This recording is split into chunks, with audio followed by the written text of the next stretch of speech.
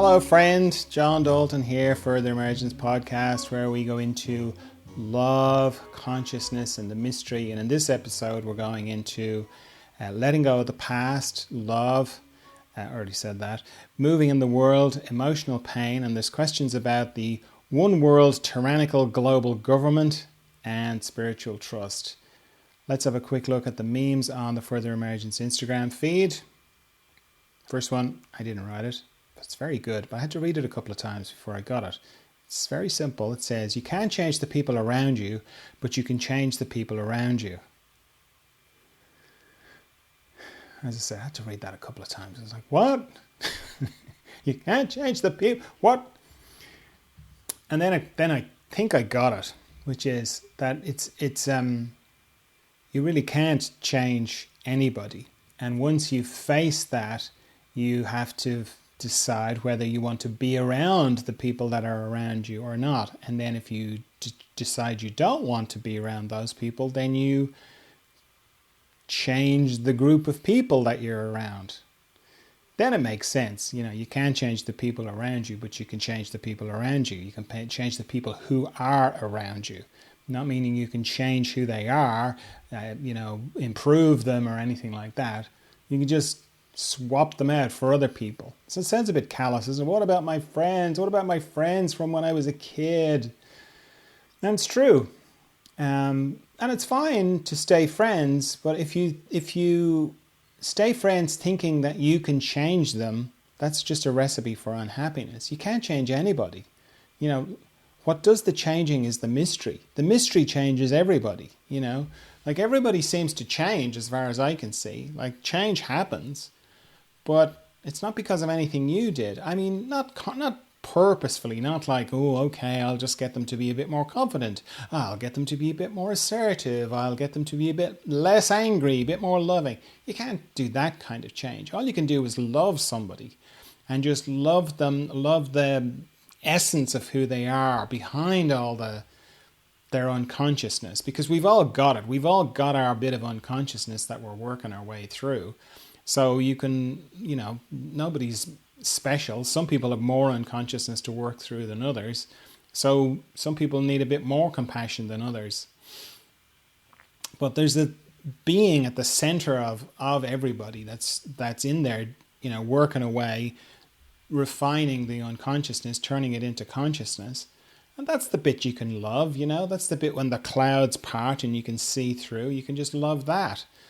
And that resonates and helps the process of unconsciousness becoming consciousness, which is another way of saying change. So you do change people by loving them and being around them, but it's a very specific kind of love. It's not a Hollywood kind of love. It's not a I'm going to love you and then you're going to love me back kind of love. It's just a love because you can't help yourself but love, Now, if you face you look at the people around you and you go, I can't change these people.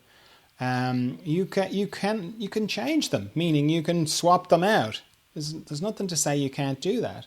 Mostly the things that I've seen with people, that the difficulty with that is that you have to live with yourself then. It's fine to just go, that's it, I just can't change these people, so I'm just going to get some new people that are more in alignment with who I am. You can change them, but then you have to live with that. You have to, can you live with that? Can you look in the mirror and go, deal with your, the fact that you loved yourself that much that you could do that? If you can, super. But if you don't think you can, then it's worth factoring that in as well and continuing to work on yourself. So, yeah, pretty good, that one. You can't change the people around you, but you can change the people around you. Hurts my brain a little bit, that one. Next one's very simple. I didn't come up with this one either. It's like a little picture of a woman carrying a heavy box. And on the box it says, worry, overthinking, what if only, why me, heavy box. And then beside it is a picture of the same woman, and she's sitting on top of the box. And the box says, all we have is now. So under the first caption it says, yesterday is heavy. Under the first picture it says, yesterday is heavy. And then under the other picture it says, put it down. And it's very simple and it's very powerful, isn't it? The past can be that's a cross between excruciatingly and extremely. Extremely, the past can be very heavy. It can be very heavy, particularly, the more years you rack up, the heavier it can be. And so it can take a bit of work to let it go. Put it down. Put it down is probably better. That's probably why I like this one so much. To just put it down and go, the past is the past. It doesn't even exist anyway. It's just a kind of an idea. It's just another thought. It's a kind of thought that we believe in. I remember that. I was there, so that definitely happened. Well, it's not here now, It's never here now. The past is never here now. But I remember it, and it's part of my identity, and it's part of who I am. Yeah, but where is it in deep dreamless sleep, if it's so important? Your past is not there, which means that your past isn't in the mystery. It's left. It disappears in the mystery. So I find the mystery it's very helpful for just checking what's really important. And, most things are not important. So the past is heavy, so put it down and come into the moment a bit more if you can. That's what happens when you put the past down and you let it go. Also, it frees you up to be fresh and new and be a new person. You don't have to be, I'm this kind of person. It always makes me, not shudder, but I always feel a bit sad when I hear somebody saying that. I'm not the kind of person who, or I'm this kind of person. I mean, self-knowledge is fine. It's good to know yourself, but not to confine yourself with that knowledge. It's like you can kind of say, well, in the past I have been this way. Then you can be fresh and different, and maybe you can do something in a way that you haven't done before. Next one, again, I didn't write it. It's a favorite. It's just red and white letters, big white letters. It says love louder. And first couple of times I came across this, like, I get it, but I don't really get it. What does it mean? I get it, but I don't, To me, it's like a rallying cry. It's like, it's all right to love louder. You don't need to protect yourself. Just love more. Just love louder. Just give more. Don't hold back. Take your foot off the brake. There's now more than ever, we need to love louder. We need to love in a loud way that can be heard, that can counteract all the not so much love that there can be, because there's nothing to lose by it. If you just love as loud as you can, there's nothing to lose by it. And that includes yourself. And that includes taking the feedback if people are saying you're freaking me out with all your love, Don't worry about it. Doesn't matter. It doesn't matter if people think you're strange. It doesn't matter if people back away from you a little bit going, oh, you're coming on too strong. No, it doesn't matter. You can't love too much. It's not true. It's not, you can be attached. You can be too attached, and you can be, do all the things that people do, but that's not love. That's not your little heart singing loudly on the inside and radiating out of you. You can do that. You can smile. You can let it up onto your face. So what if the person that you happen to smile at somebody and all your alarm bells go off? Oh God, I shouldn't have smiled at that person. Now they think they like me. Now they're following me around the supermarket. That doesn't matter. Don't worry about it. Just keep loving and love as loud as you can, and it will all take care of itself. That's what I think. I didn't write this one either, but it's kind of a follow-on. It's amazing the way these memes have a theme. I suppose I'm the theme. I'm the continuity in these memes because I'm the one picking them. Okay, so this one says, love is not, I will give this to you if you do this for me. So that's not what love is. And then it says, love is, I will give this to you so that you can shine, or so that you may shine. And that's by Young Pueblo. That's very good. When I read that, I thought, yeah, that's right. That's dead right. It's what I was saying earlier on about, like, love is just not looking for anything back, Like we think we love people, but really we've got a long shopping list of what we want back from them. This particularly applies to close personal relationships, the people we say we love. It's so easy to unconsciously be saying, I'll give this to you if you do this for me. Because often when we love somebody and we're in close personal relationship with them, all our unmet needs are tingling because we want to try and heal our childhood through that person. You have got to parent me in the way that I wasn't parented. You've got to fill all the gaps inside me. That's not love, that's attachment, okay? That's work to be done, you know. Like loving someone is, I'll give this to you so that you can shine. I love you, and I don't care whether you stay with me. I don't care whether you love me back. I don't care whether you parent me or fill in all the gaps inside me or not. I just love you, and I want the absolute best for you. I have nothing but love in my heart for you, and I just want to see you shine. That, in my experience, is love, true love. And then when life happens and maybe they do go, well, you know what? I think I do have to go and be with this other person, or just be on my own, or be with you forever. Then it's, you're unmoved by any of those things. You're like, well, if that's the right thing for you, I am 100% behind it. So it's great. The next one is this lovely quote from Aldous Huxley. I love this. Everybody loves this. Anytime I post this, it's reshared and liked and commented on. It's just such a refreshing thing to come back to. And it says, it's dark because you're trying too hard. Lightly, child, lightly. Learn to do everything lightly. Yes, feel lightly even though you're feeling deeply. Just lightly let things happen and lightly cope with them. So throw away your baggage and go forward. There are quicksands all about you, sucking at your feet, trying to suck you down into fear and self-pity and despair. That's why you must walk so lightly. Lightly, my darling. He's so right, is old Aldous. Because there's always quicksands around, Doesn't matter what period of history. You go back and read history. Not that I do that, but,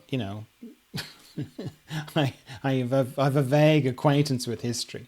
And people were worried about things back then.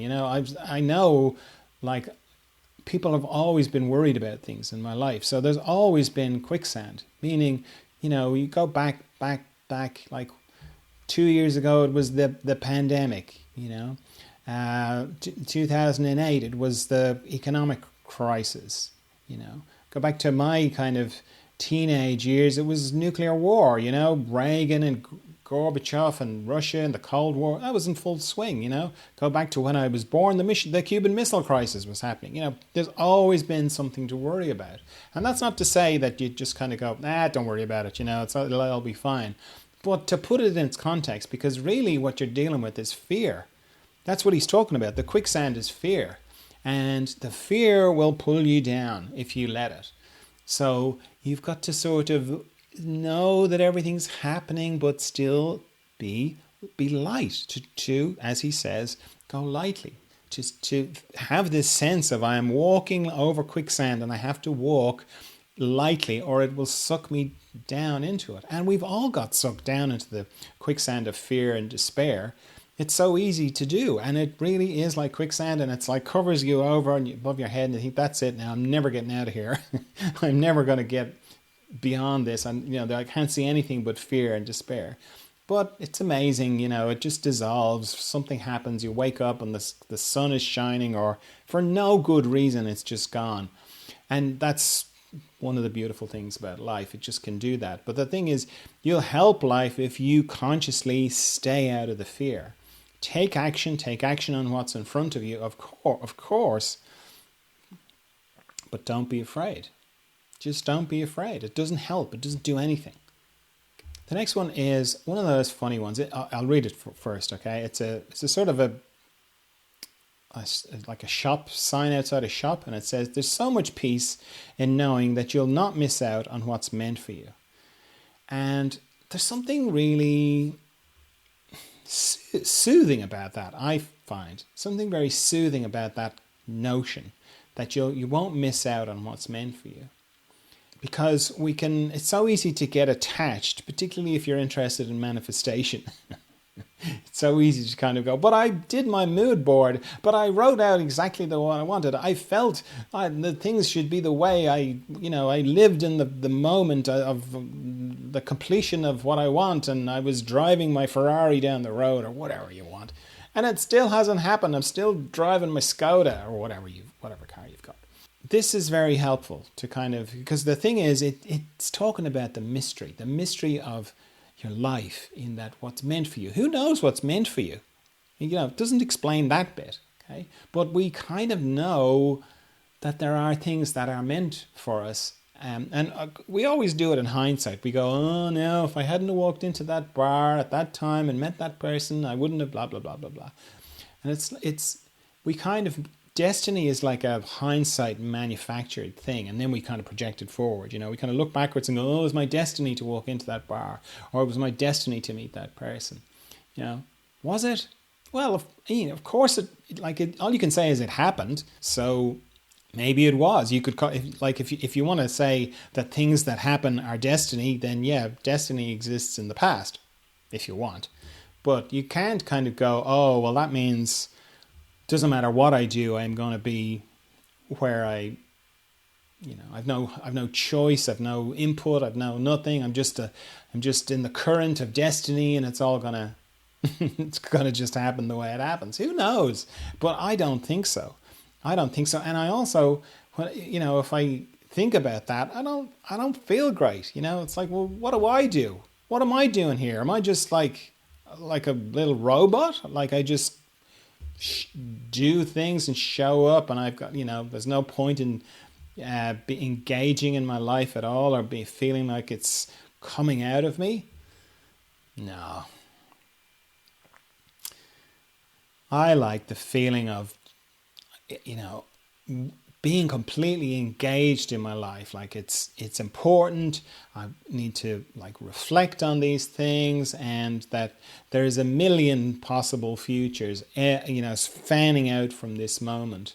And each thing I do will put me on a different timeline, and the timeline's closed down as the moment moves forward, and I'm fine with that. And it's like everything, there's a million kind of potential. It's like we had Schrodinger on the podcast last week. Not him personally, he's not around anymore. But this idea of Schrodinger's cat in the box, and whether the cat, it's a pretty morbid experiment, isn't it? Whether the cat's alive or dead.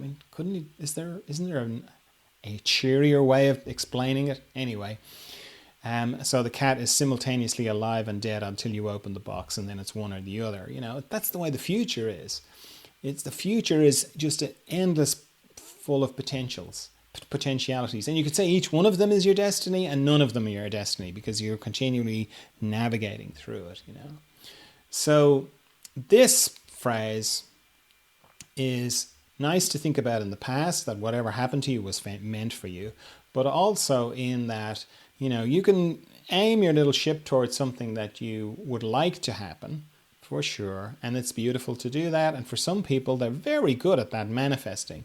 They just go, yep, this is what I want, and then it manifests. And then for other people, it doesn't work like that. And that's where this thing of what's meant for you comes in, because you kind of can settle into this kind of feeling of, well, that's what from my little perspective, that's what I would like to happen. But who knows? I don't know whether it's the right thing or not. I think it is the right thing. It feels like the right thing. I'm going to aim towards it. But I'm also surrendered to the fact that I have a small perspective here. I don't really know what the bigger picture of my life is about. So if it doesn't happen, it's not like I failed or anything. It's more a case of I have to kind of surrender to the fact that there's a deeper thing at work. And I will keep looking, of course. Keep looking at what's going on. Maybe it's just a bit of unconsciousness I need to work through, or maybe there's a bigger thing going on, because the balancing one to this kind of meme is that thing of I'm so glad I never got half the things I wanted or something along those lines. And it's true. All right, the next one I did write. It's one of my poetic-y ones, and it says, it comes in waves. If you run, it'll keep pace with you. If you hide, it'll find you. If you distract yourself, it will wait. Instead, breathe. Breathe steady, breathe slow, breathe through. It comes in waves and it will pass. And when I wrote this, I was kind of mostly thinking about grief, because that's my experience of grief, that it comes in waves. You kind of think, the cliche is like somebody passes away and you think, okay, I feel so terrible. I want to cry my eyes out. I want to get all the tears out and I want to get some closure, and the closure comes with the funeral and all that kind of thing. And then that's it now. I just want to start to heal. And we want it to just be over. But it doesn't go like that. It's like you kind of have a couple of days where you feel kind of good and you're not thinking about the person and you're not in touch with the pain. And then some little thing happens. And it can be the most random thing, but it just triggers a train of thought. And then suddenly there's this eruption of sorrow comes up and you find yourself sobbing in the supermarket.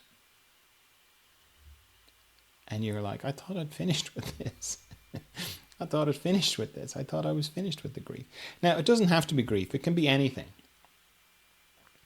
And the kind of part of it, what I'm saying is, our natural inclination is to run away from emotional pain. And it makes sense, because externally, physically, pain is no fun. Who wants to, put their hand in the fire, the proverbial fire? Put your hand in the fire, you just automatically, you don't even have to think about it. It's a reflex. You will pull it out.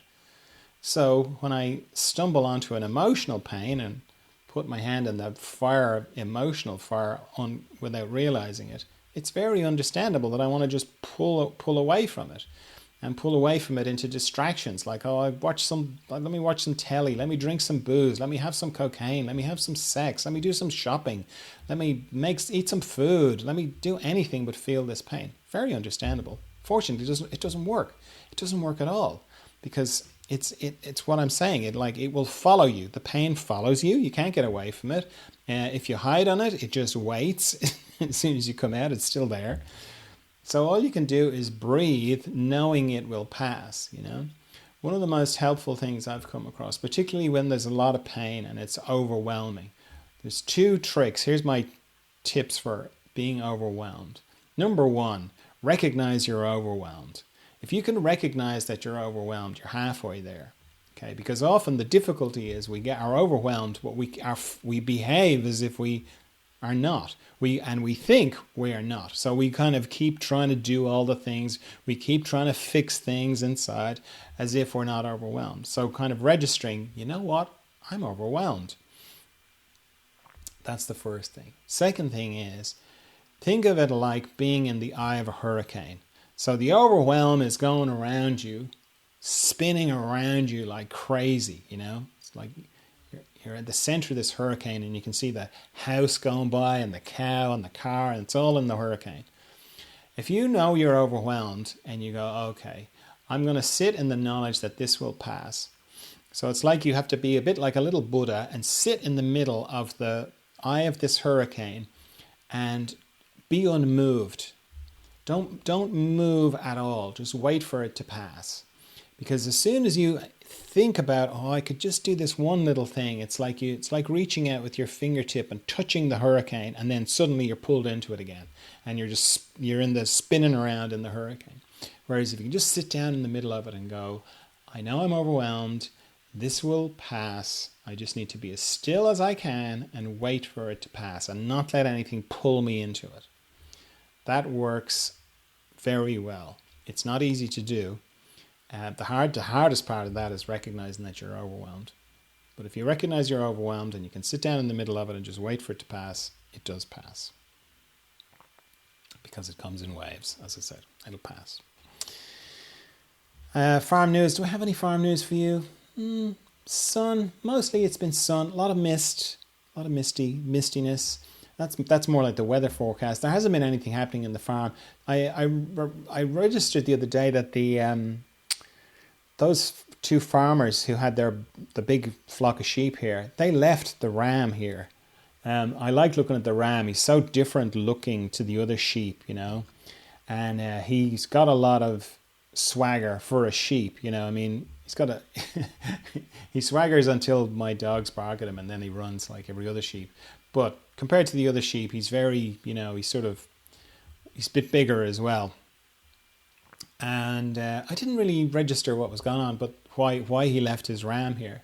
But now I'm noticing all these little lambs. Like normally in the year, there's like this lambing season, all the lambs come.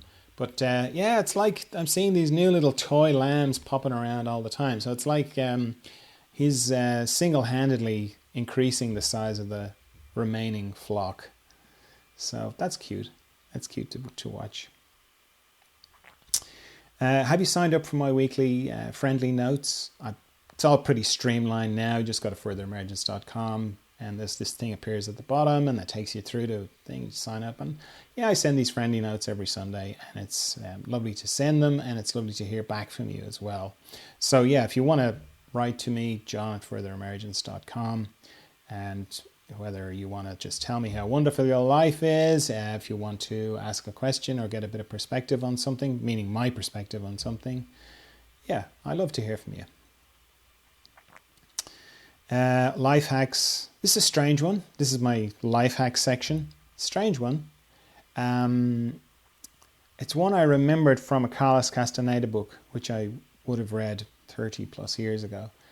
But it's very good, and I found it to be true. And it's really simple, and it sounds like, why is that even a thing? But I found it to be a thing. And it is that if you're walking, to not carry anything in your hands. Particularly if you're walking a long distance. Always put it in a bag that you carry over your shoulders or across your, like across your shoulders or whatever. And yeah, I found that to be true. The idea is that when you carry things in your hands, it drains your energy. That if your hands are free when you're walking, you have a lot more energy. Now I use those poles when I'm walking, but that's different. I'm not talking about that. It's not so much that you can't have anything in your hands. I think those things help me a lot, because they make walking a slightly more upper body kind of thing as well as balance and all that kind of thing. And what I'm talking about is walking along carrying your belongings, or carrying a heavy bag in your hand. I never do that. I'll always either put it in a bag that I can sling over my shoulders in some way or another. All the bags I have shoulder straps, whether it's just one across the shoulder kind of diagonal strap, or the two straps like a rucksack. Yeah, I found it to be true. I always remember it, and it's not like I kind of go, oh yes, I mustn't do this. I kind of go, oh, I'm feeling a bit sluggish here. I am carrying something. Let me just reorganize that. So that's my life hack. I'm in the middle of working on a new training. It's a craniosacral training that I recorded in Durban in 2011. It's called Super Intention. It's fantastic. I've had the footage from it, the video from it, for many years, for all these years. That'll be coming up on, 8 years?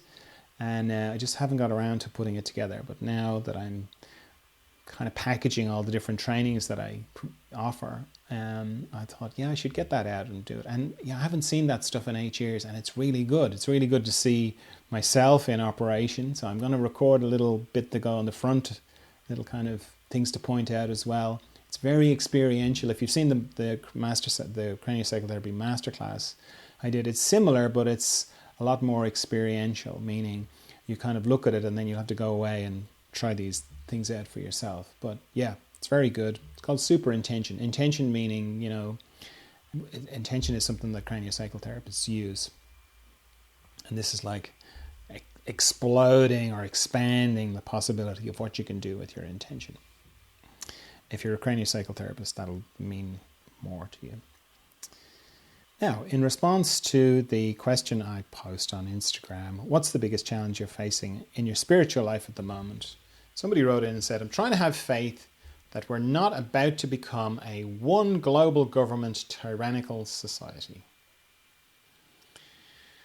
And there's a lot in this. There's a lot in this concern. Because it might be true. It's not like you can go, oh, for goodness sake, that's just a conspiracy theory. No, we're not that clever. We're not that clever that we're sort of orchestrating, and we are not, collectively we're not, but there's the concentration of power at the moment in the world is very high. There's a lot, very few people have, that cliched 1%. There's a very small number of people that do have a lot of money. And with a lot of money, you can do a lot of different things. So, and it's not to say that they are clever enough to do it, but if you have a lot of money and you have a particular idea about something, you can move things towards it. So it's not, you can't just kind of go, oh, for God's sake, a one world global government tyrannical society. It's a possibility, because whenever you think of something, and whenever I think of something, and I think of the feeling of, oh, that's just conspiracy theory, I always kind of think of what must it have been like to be in Germany in 1937. Well, when did the war start? Say 1935 or something like that, 36.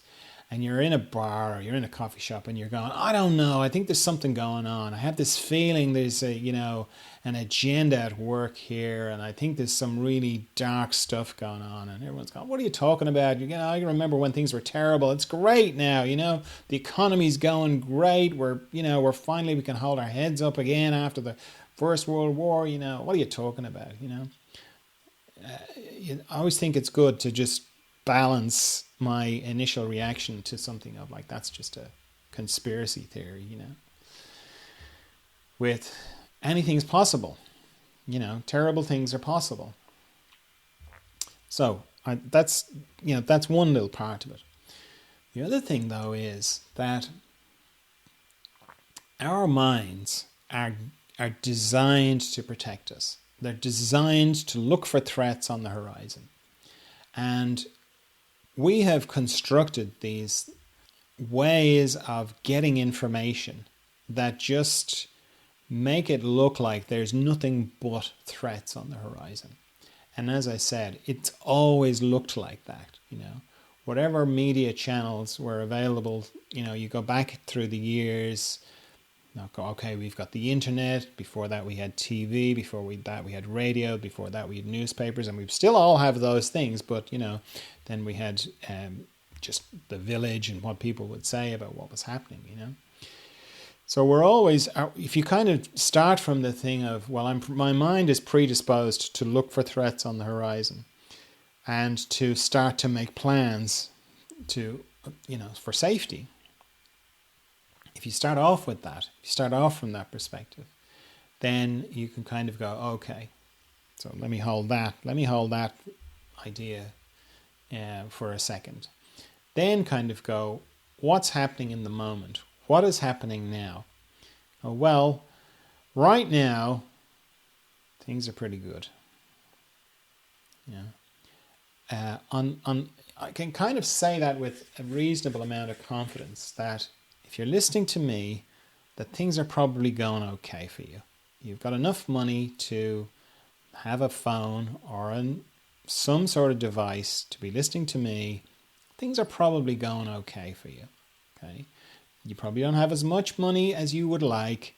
You might not have as much health as you would like. You might not have there are degrees, but I'd say if you just come into the moment and feel the vitality, the life in your body, you can kind of go, yeah, it's okay right now. Then you kind of have to balance that with, okay, I have heard about a certain thing. You can pick anything, whether it's the number of people who have no homes, whether it's refugees, whether it's people who are starving, whether it's a certain amount of corruption in the government. It doesn't matter really what you've heard about. If it's not right in front of you, it's kind of out there and it's a story. And if it moves you, like if you start to cry, you see something on the telly, some famine maybe or something, and it makes you really upset, The thing to be really careful with is letting your mind make you really unhappy with no intention of actually doing anything about it. So let's say you see a famine and you're just really upset about it. But you know you're not going to do anything about it. Yeah, maybe you'll donate some money, but you're not going to go there and work with those people, or you're not going to devote your life to ending world hunger. So if you know that, then you're kind of left with just feeling miserable. And that you can do something about. But it requires you to face what's going on. So for myself, I think of it in terms of I'm lying in bed and I'm starting to drift off. And then suddenly my mind goes, did I lock the car? I can't remember, did I lock the car? I know I did this thing and then I brought that in, then I had the keys. Did I lock the car? Now, if I let my mind run with that, it can probably get about 20 minutes out of that. Maybe half an hour of like, did I lock the car? I can't remember if I locked the car. So I don't let my mind do that. I might do it once or twice. Like if it pops up, I go, did I lock the car? If I can't remember, I go, I don't know, I can't remember. What am I going to do about that? Well, let me think about it a bit more. No, I'm not going to think about it a bit more.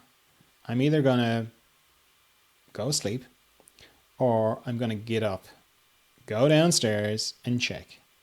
There's only two things I'm going to do here. And my mind will go, yeah, but hang on, let me just go back through that. No, I'm not thinking about it anymore. I'm either going to go sleep or I'm going to go downstairs and check. And sometimes I go down and check. Sometimes I'll just go to sleep.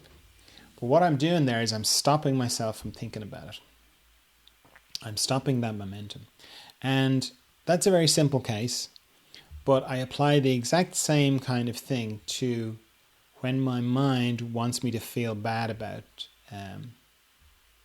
anything that's removed from me. That's something I've just been told about. So if I see something about refugees in the Mediterranean, I feel for them. In the moment, of course, I'll feel for them. Sometimes I'll weep. Okay? That's a different thing. It's really important to let yourself feel that. But we're not talking about that. We're talking about my mind going, what about the poor people in the Mediterranean? It's terrible. Just on a loop of over and over and over and over again. And just feeling terrible. So I'll stop that the same way I'll stop thinking about that. I'll go, okay, am I going to do anything about this? And what do you mean? Well, am I going to go to the refugee camps and volunteer and work with these people? Or am I going to, am I going to go and campaign the governments of the countries? Or maybe am I going to devote my life to that? No, I'm not going to do any of those things. Okay, well then I'm going to stop thinking about it. It sounds a bit harsh, but because it's like, oh well, if I feel, if I'm saying to my friends, oh, I'm so upset about those poor refugees, or I'm so upset about the homeless situation, or I'm so upset about whatever, it doesn't matter, that people will know I'm a good person. That's kind of what I was saying earlier on about you have to live with yourself. So I have to live with myself, kind of going, I'll see whatever I see, I will cry if I cry, and then I will review, am I going to do anything about this? And if I'm not, then I cut it off. I won't tolerate myself just looping about it. Just being miserable. It's not, there's no merit in it. I'm not honoring those people by being miserable. I'm sure, anyone who views my life as being better, inverted commas, than theirs, would feel like, why are you making your great life worse by feeling bad about me? Either help me or enjoy your life. I imagine that's what they would be thinking. So it's the same with, if you're concerned about one global government tyrannical society, you have to kind of go, what am I going to do about this? Okay. And whatever comes up for you that you are moved to take action on, do it. Whether that's protesting, writing to people, running for office, having a revolution, whatever, do it. But if you, and anything that's not action, that you can't take action on, then don't let your mind make you afraid. Don't let your mind make you miserable with it. Okay? Like, do what you can, and then whatever you can't do anything about, or you won't do anything about, or you're not moved to do anything about, there's no judgment here.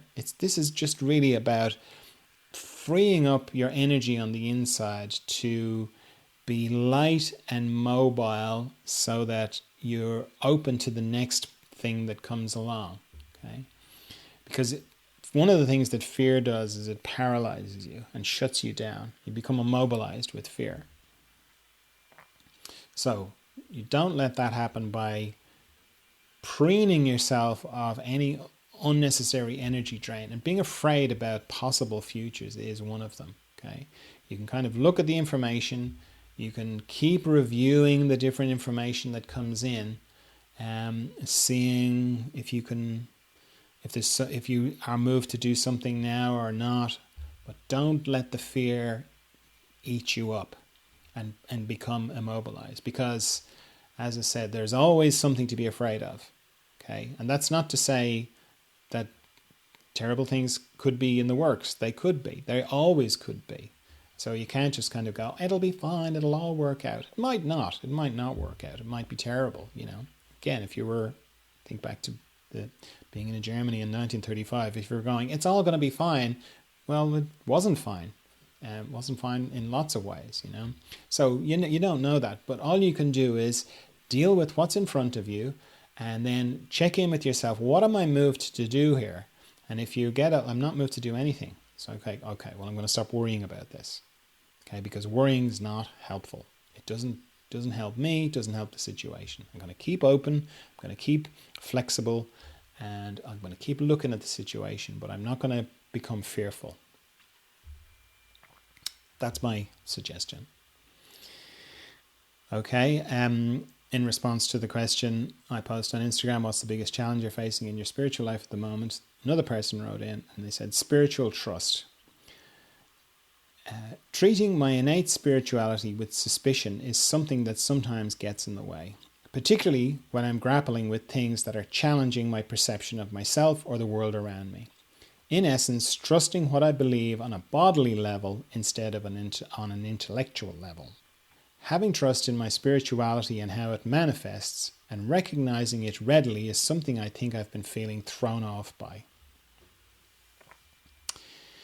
I totally relate, because it's really about certainty. We'd love some certainty. I just want my intuition to be, in nice block face capital print that's really easy to read and really certain. I want my spiritual life to be just really clear cut and know what I want to know what is true and what's not true. But in my experience, it doesn't go like that. That the idea of that kind of certainty is not true. Not saying this person is specifically looking for certainty. They are kind of in a roundabout way, like we all are. But it's not black and white inside. It's kind of shades, and things are always moving, and it's different.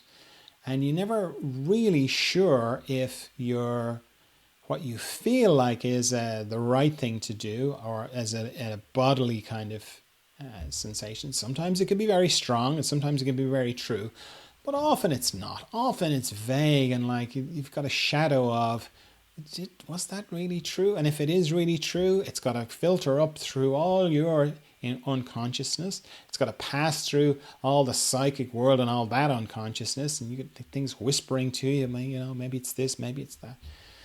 So it's never clear. It's never clear. It's never definite. And if you feel like it's definite, then I would be cautious. I would be, like I can have very strong senses of things, but I've always got the knowledge that I could be completely wrong. I could be completely just kidding myself. I could be completely delusional. Okay. Yeah, if you feel like no, this is not. I'm not kidding myself. I'm not delusional. If you have that really solidly, and there's not that little, 1% or 2%. Yeah, I could be just kidding myself here. If you have that, if you don't have that, you are really in trouble, because what like we have all have our unconsciousness. It colors everything. Everything is colored by it. Everything's got to come through us, through all the different parts of us, even something that comes up from the very depths of us. So it's always going to be a little bit murky. It's always going to be a bit, it's like 90%, 99%, I think this is what I should do, or this is what my sense of things is. And I'm probably more familiar with this than most people, because in my one-to-one work, like the reality for me, or my experience is, I'm just sitting in a room on my own with a little device, like my iPad, and I'm talking to a person in another country, and they're telling me, whether it's a big medical concern they have, or a big emotional concern they have, or a big spiritual concern. And then there's a point when we do the work, we turn the cameras off, and I connect with them in the mystery, like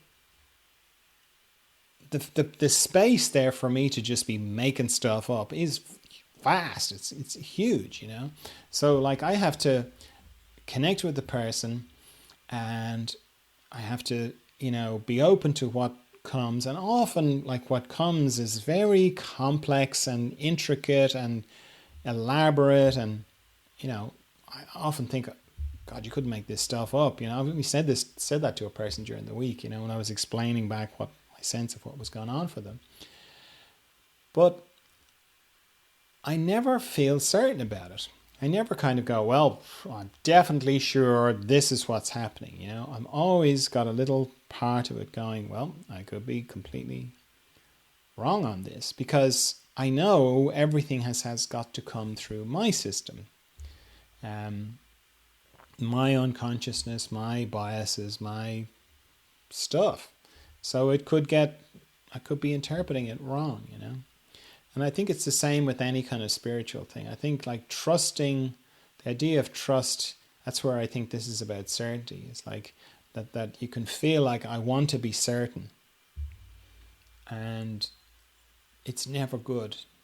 Nothing great comes out of certainty, because you can, you think about all the terrible things that people do to each other.